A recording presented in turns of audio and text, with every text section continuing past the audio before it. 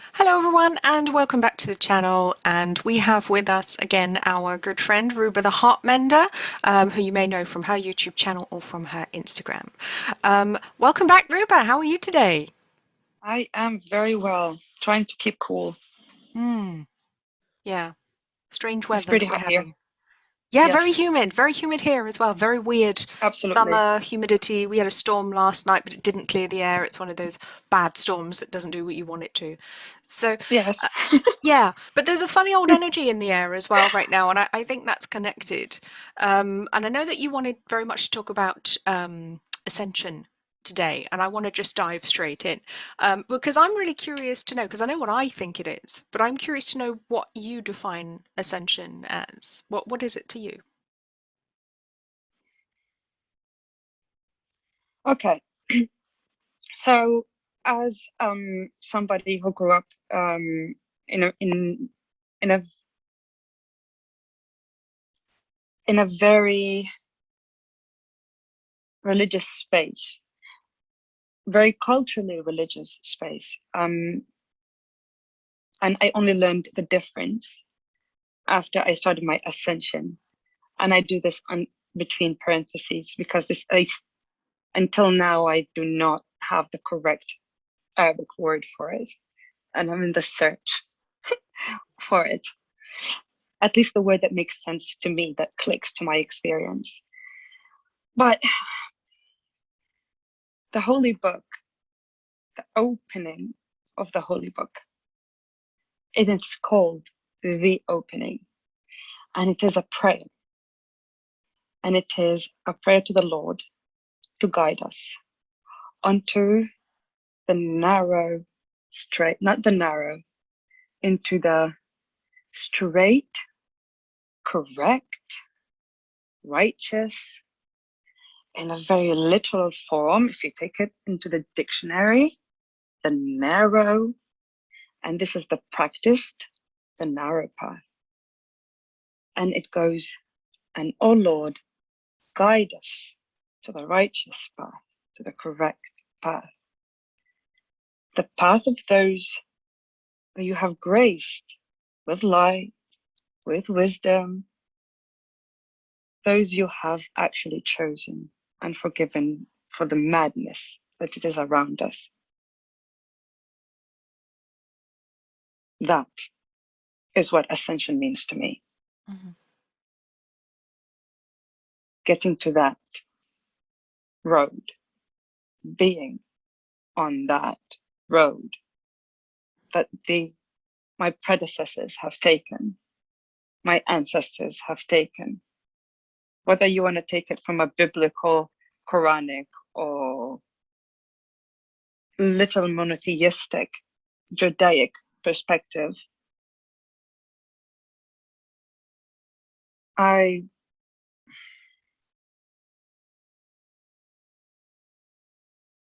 Adam and Eve did that too. That, you know, if you want to go to the beginnings, they were on that path. Every single human from the beginning was on that path. And that is what ascension is to me. So, Fascinating. So the path back to yes, heaven, back to heaven. absolutely. But it's not in an original sin kind of, I have sinned, so please take me. I have finally found home. I have finally heard the call, and now I am going home. It is not as something I have to uh, grovel and destroy myself and keep thinking I am unworthy of. But it's actually something that is I am born with, and something that is innate. كلنا مولود على الفطرة. We are all born with the pure essence, and it is our nurture, our parents, our societies that make us who we are.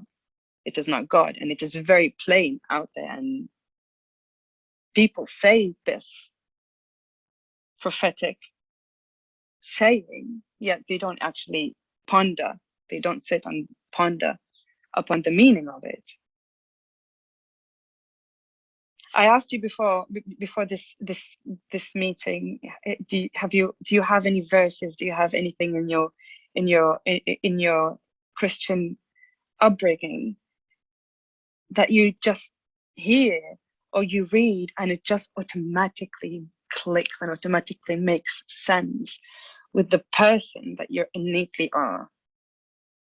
It just makes sense. And when you ever hear and you sit down and you hear what everybody tells you it means, it just does not compute, to use today's terms. So Yeah. that There are now, certainly more so now than when I was younger. I grew up very much disliking religion because of how it was presented to us here in England, here in the UK.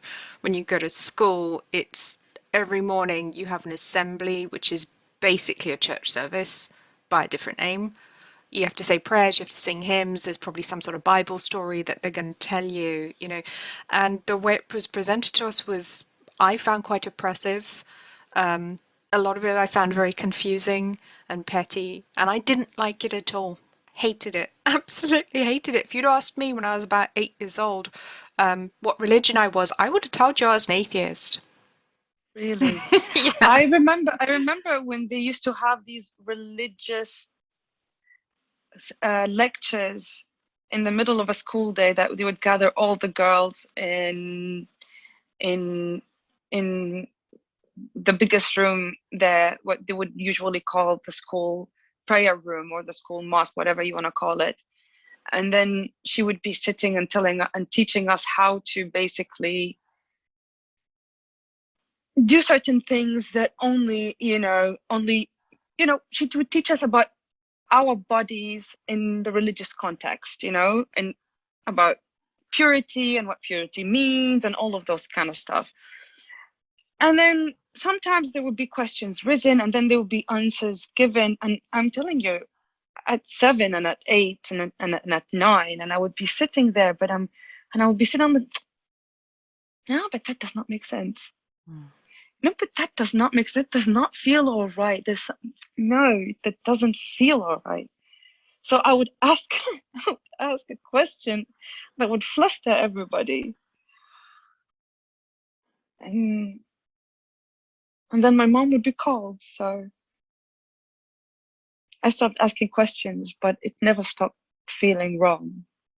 But I kept those feelings to myself, and I kept saying to myself, "Oh, maybe you are mad. Maybe you are wrong. Maybe there's something that you're not understanding. Maybe if you do it different, you would understand it better. Maybe if you know." But nothing made sense in my heart. Nothing made sense. So when I opened the holy book and I first sit down to read it on my prayer mat, this is the opening, and it's called the opening. And it is the most comforting verses to me in the entirety of the book, because it just shows you that that's it. Ask and you shall receive, right? And this is what I attain. This is what I want to attain. This is my ascension process. It's the right path, connecting to myself, connecting to the world around me, connecting to everything I was asked to connect with, to take care of. Because it's not a gift for us to use. This is a gift for us to nurture and take care of, because one day we have to give it back. Like, for example, Earth and the Amazon and what's happening to it, and the habitats of the elephants and what's happening to them because of oil fields.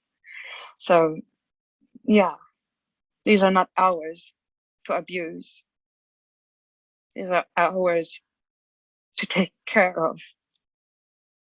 And we are really abusing that. And one day we will be asked about it. And I wonder what kind of answer we will come up with when the question comes up. Because we will be questioned by those who will be left with nothing. And they will be angry. They will be really angry. And that day is not far. those who were kept in the dark spiritually, and those who were kept in the dark financially, and those who were kept in the dark socially, and those who were kept in the dark environmentally. There is no keeping in the dark anymore. I believe the pandemic has completely changed what communication means, has completely changed what truth means, because it had shown that a truth is a subjective thing, depending on which angle you look at it, right? The mirror. Totally.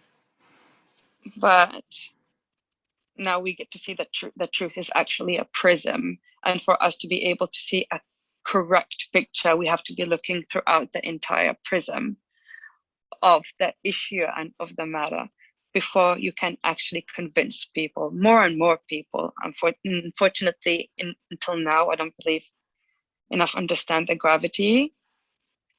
Many people ignore the synchronicities, think that they are just coincidences and nothing more than just being at a time and in a place where he just happens to be looking at the clock and finding it 11:11, or driving down the street and finding a building with the number 555 right above it, and everywhere you look, and it starts to annoy you, but you still don't understand what that annoyance is. It's part of the prism. It's a beacon. It's a signs, like it's a direction. Look here, there's something to see. There's something for you to ponder upon, and a very big question you need to answer for yourself. So yes, that. Absolutely. And I what you know what I find really interesting, for me personally, because I was so turned off from religion when I was younger because of school, because of it being pushed very hard. And it wasn't something that I had at home. We were not a religious family, so I didn't like it. I didn't appreciate it. Obviously, as you get older, we had to have religious education classes in senior school as we got older. So I actually know quite a lot of the Bible. I know a lot of stories. I know quite a bit of scripture. But I didn't like it. I completely rejected it. And for me, it actually put me backwards in many ways in my journey. It stopped me from being able to access a lot of those things, because I was so turned off by how it had been presented to me. I was so angry with how it had been presented to me. I couldn't make friends with it. I couldn't even use the word God until about 10 years ago. Actually, I have to thank my father for bringing me up to be a very critical thinker, because he never took things for face value. He never took things for face value. Yet he never disrespected anybody. He would sit back and he would listen intently, and he would ask the questions, and he would get their answers, and he would understand their point of view. But at the end of the day, he would leave the table absolutely convinced of what he is already aware of. Like, he knows.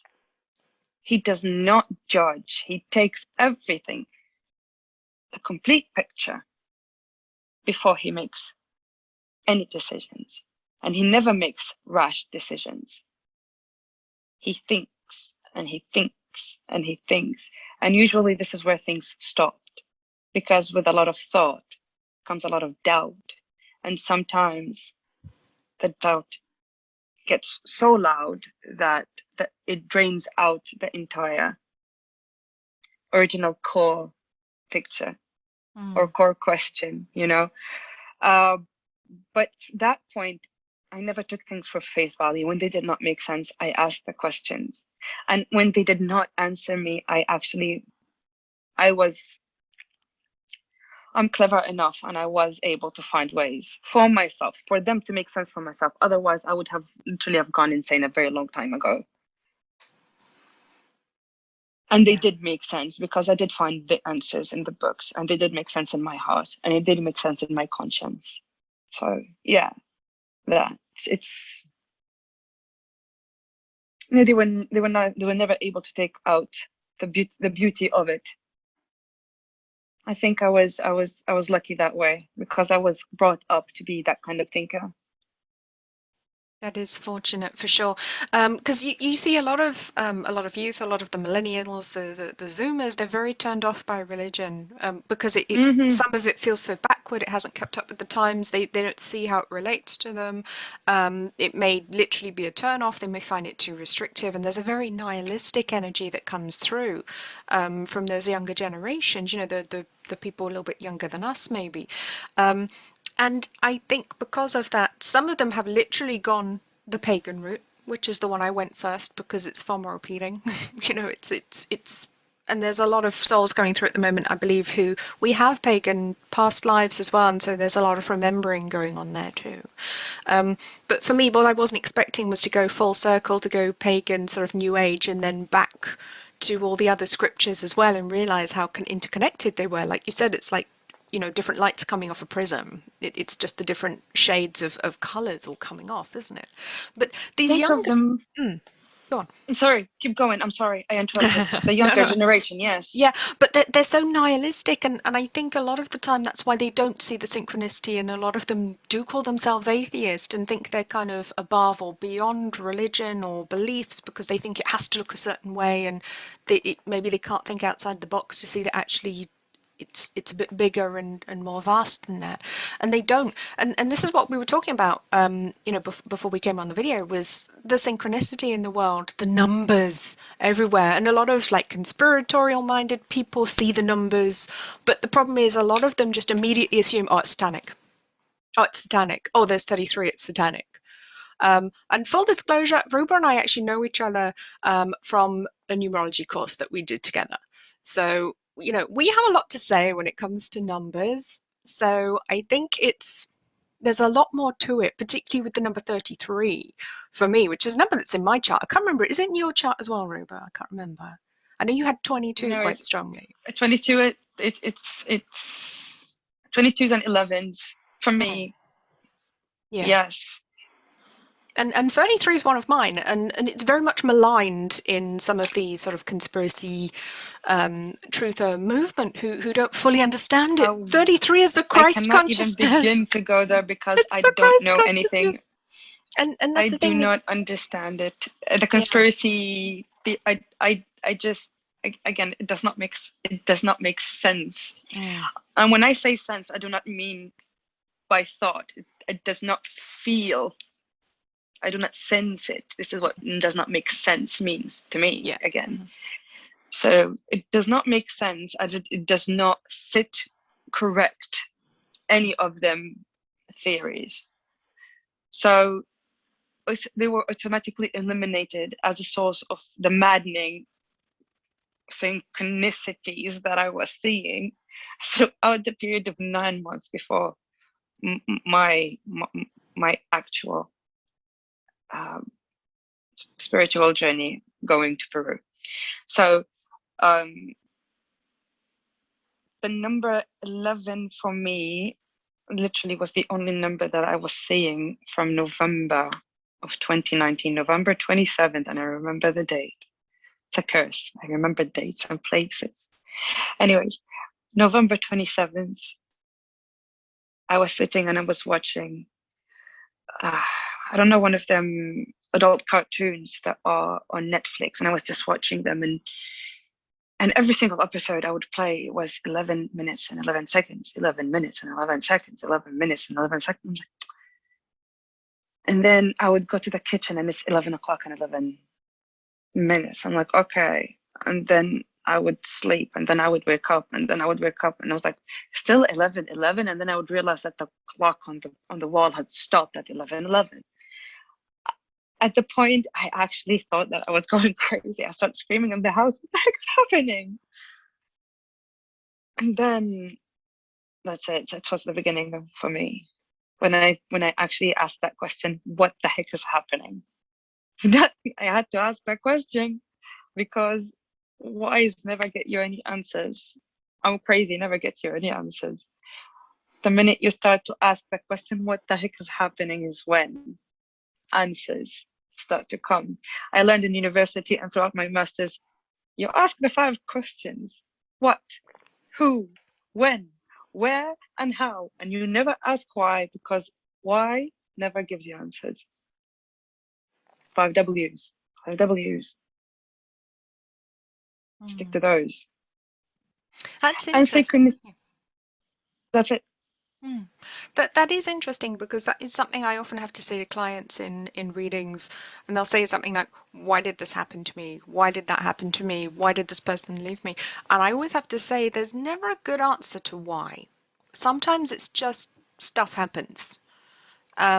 Why is a really bad question, and you will send yourself around in circles, killing yourself trying to find that answer. I totally agree. Sometimes you really need to, I mean, there's a place for why, but a lot of the time we really need to just throw that one away, because it will take you in circles. It won't move you forwards. It won't help you find answers. Start with what is happening.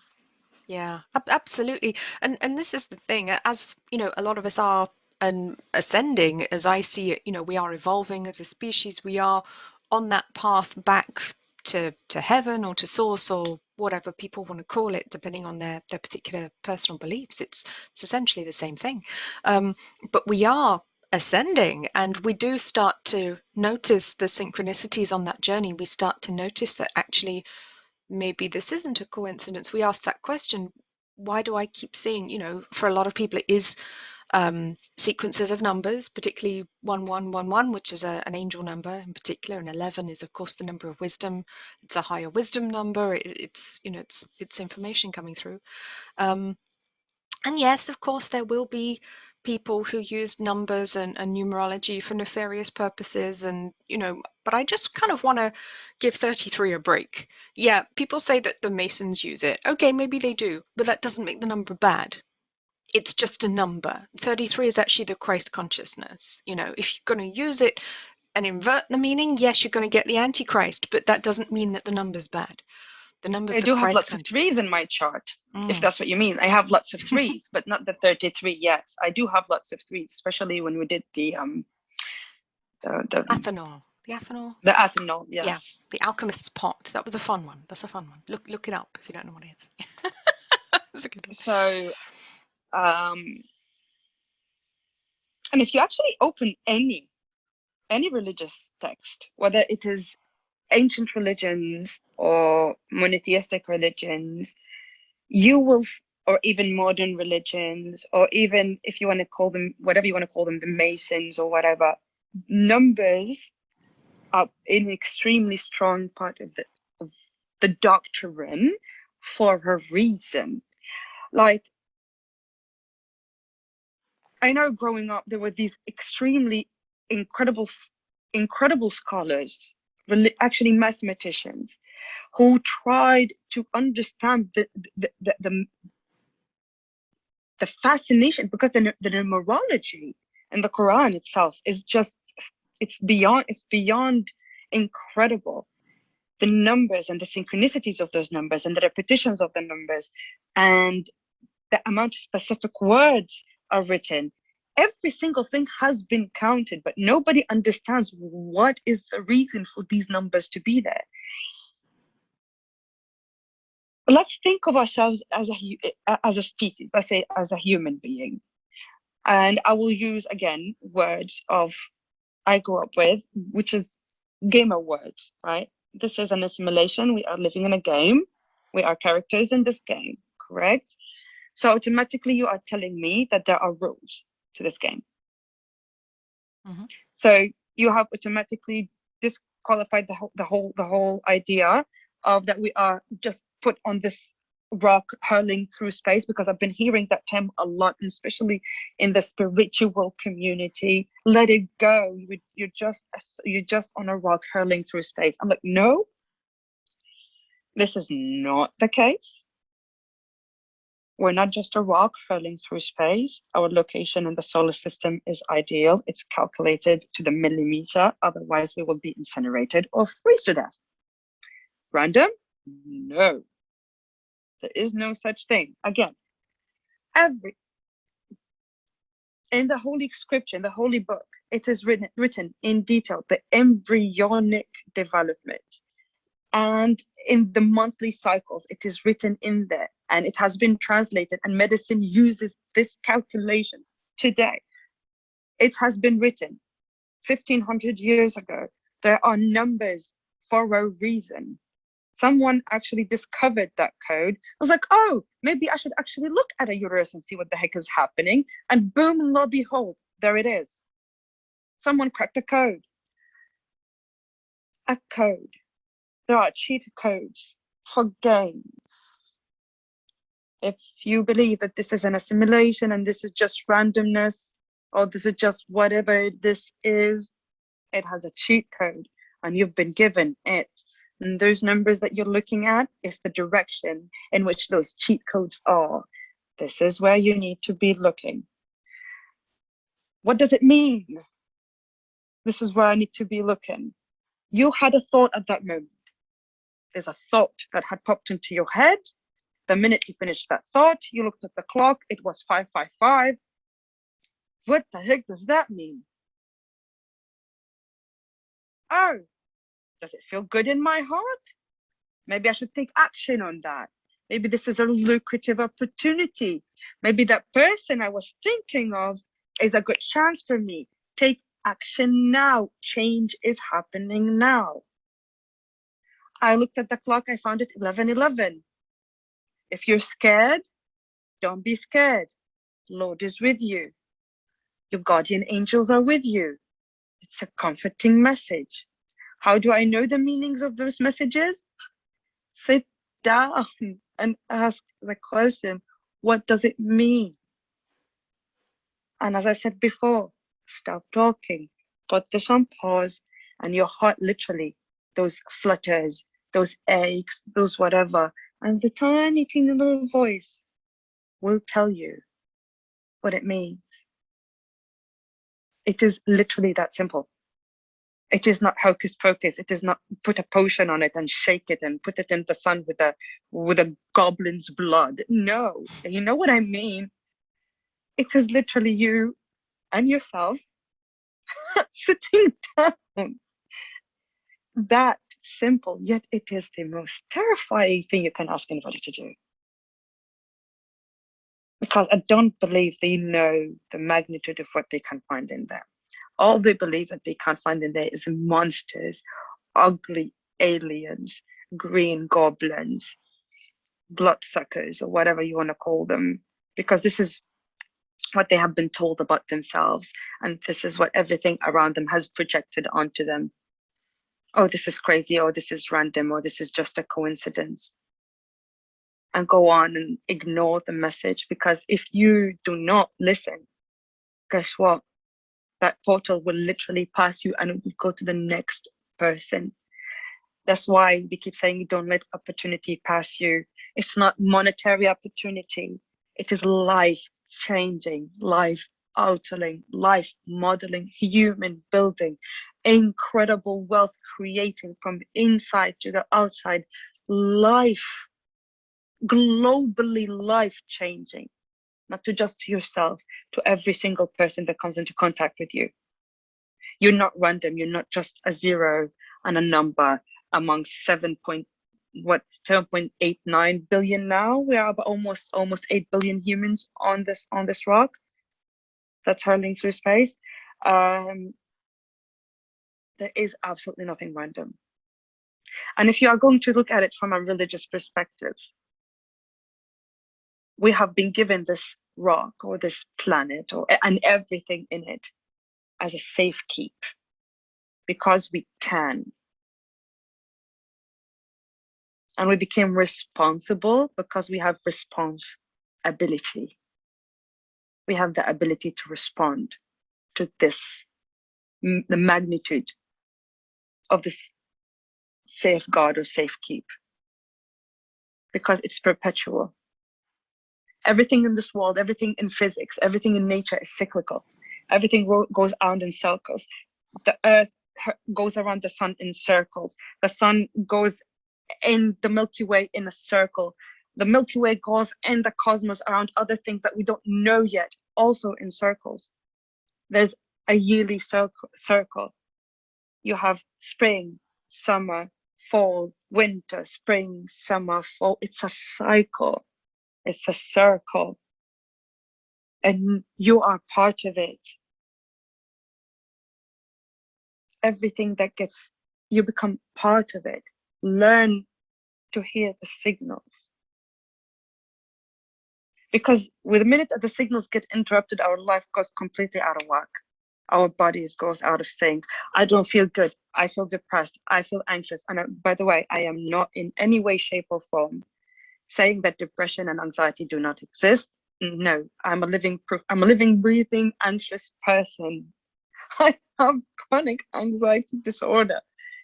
I know what anxiety is. I know what depression is. I lived it. I breathed it for years and years.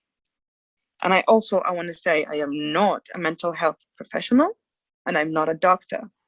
But what I am is a woman who have gone through the cycles of life, knocking at the door of 40, who has done every single thing that the literal book wrote in mental health, in social health, in religious responsibility, and in social duty, and yet still felt the emptiness,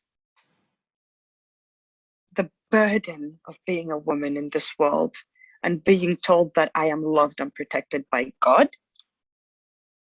and being called mad, crazy, ungrateful, sex object, being sexualized at age 9, have my face covered, my body covered, my voice shamed, and everything about me scrutinized, my weight, my laugh, how loud I am, how commanding of space I am. Every single thing I did was watched and scrutinized as a female. And I was brought up to believe that that is love. So Yeah, which it doesn't sound like. It really doesn't. no, That's not the concept of love no. that I think the rest of So us would consider. so this is who I am, not the mental health professional, but the woman who learned how to unlearn all of that. Learned what it means to actually be loved. How to love truly and absolutely. And I only knew what true love was when I learned that the divine, Lord, God, Yahweh, Allah, Christ, whatever you want to call them, innately, absolutely, unequivocally, irrevocably loves me in spite of every single thing I did or will ever do. Yeah, and he's Because it is everywhere. and it is my innate right. It is not the opposite.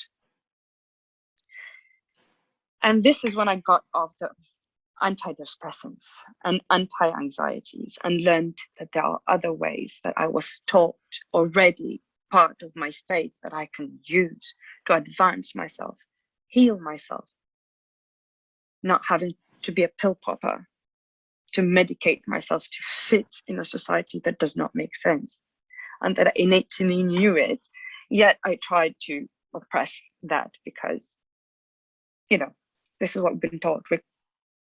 There's something wrong with us.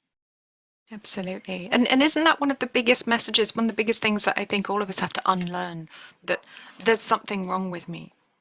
Yes, that's it. That's exactly it. And this is where you start by actually say, if you don't know where to start, and everybody says, oh, it's nice to talk about it, but I don't know where to start. Observe your synchronicities. Step number 1. And once you start observing them and they start to literally shake you to your core, and you are no longer capable to ignore them, and you scream in the middle of your living room or in the middle of the street or in the middle of traffic, in the middle of the road, what the F do you want from me? Or what the F is this? And then you hear something. This is where you start. And the answers start to come through. And I think as well, the more that you notice synchronicities, the more start to happen, because this computer game or whatever this is that we're living in notices that you've noticed, and it goes, oh, so you saw that, I'll send you another one. But you So, have to notice, acknowledge, and and you when you know, level up, be open to it. and then you start, the minute you start noticing these synchronicities, you will start noticing literally, when you start following them, you level up, emotionally, you level up socially, because you will start to realize that there is something more than everyone's telling you. You'll start to feel more of yourself. You'll start to think more of yourself.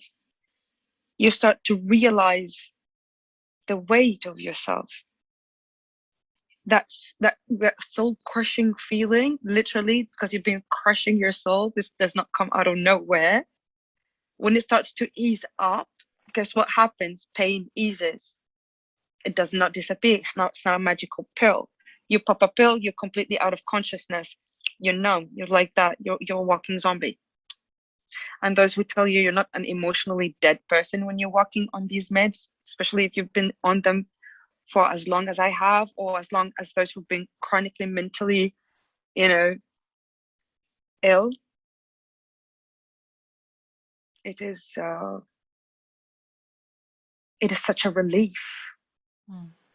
Literal weight being pulled off, because it does have an actual physical weight. When they say depression hurts, that is not, it is not out of nothing. It is physically painful. Absolutely. Absolutely. And it's interesting, isn't it? And I think what I find curious is that as a species, because we're going through this new stage of ascension, this new, I suppose it's being called the Great Awakening, this moving us all towards enlightenment, we all go together now. There's a whole bunch of us all going together at our own speeds, at our own paces. And as Chrissy Sawyer put it the other day when I was talking to her, she said you've got two roads. There's the slow lane and there's the superhighway. And some people are picking the superhighway and some people are picking the slow lane, and that's okay. But I think we are going to see, as a collective, more synchronicity. We're going to start noticing the numbers, noticing the patterns, noticing the perfection of the universe. It's like waking up from a dream and remembering That's what the a world really looks like and going, oh, that's what that is. Oh, I remember that now. It's a remembering, I feel, on some level as well. And I think we're all going to start going through it if we haven't already. And and that it's gives me a lot of hope for humanity. and it's amazing, the minute you pick up on these things. Let me back up. The traditional way we think about timelines is like timelines. It begins at birth. It has a middle stage. It's like we call it middle age, and then it has an end to it. But once one starts to follow those synchronicities and actually gets on the wave, the wavelength, and it is a wave that goes up and down, just like a sea wave. It's a spiritual journey, and especially the ascension process. It is not bam, I'm awake, wow, everything is nice, everything is light. But in the beginning stage, this is exactly what it is, which is the connection stage. The minute you hit the wave is actually going to take you up, right? It's going to take you up to get you ready, to show you what the world is, what the love is, what the world has to offer is. But again, it is temporary, because there is no space for that much light in this body. It's been filled with all of the trauma, which we need to speak about later. Trauma, oh boy. Trauma takes up so much space, physical space, cellular space. It goes back 7 generations. Space. In the womb space. Medically and actually scientifically proven. These are not my words. Google it. It does alter DNA. That's why they tell a pregnant woman, oh, do not stress yourself. You will harm the baby. This is not because out of nothing. It does cause genetic alterations, physical alterations, cellular alterations. So if you want to heal yourself, go heal yourself from a cellular level. And you start start with your soul. This is what makes everything tick. Because the minute soul stops existing in your body, the body stops, the brain stops, the heart stops. It's not the other way around. Very, We call them very causes true. of death, but it's not the cause of death now, is it? The functioning motor, the code gets corrupt, and that's it. Lights out. We are far more powerful than we realize, absolutely. And that's for sure. And that's certainly one of the messages I think that I will keep putting out there to as many people as will listen. You are a powerful being. You are a divine being. Just try and remember. So I will just, I'm looking at the time now. I think we've about run out of time. So I will just thank Ruba again for joining us. Thank you. It's always so wonderful to hear your perspective. I find it fascinating because we do come from such different perspectives, but we always meet somewhere in the middle. We do, don't we? Mm. Thank you so much for always providing me with safe space. And I actually look forward to any feedback. Please do send me emails. I enjoy those a lot. I love exchanges. Go find me in Instagram. I have finally, actually lately has put my account on private for a little while. But do send me those messages. Do send me those friend requests. I love a brain exchange. Let's do this respectfully and in love and light, always. Thank you. And I will, of course, put those links to both your Instagram and your YouTube channel in the description below. Any comments, of course, are welcome. Please do be respectful. And yeah, I'll look forward to speaking to you again soon. Bye.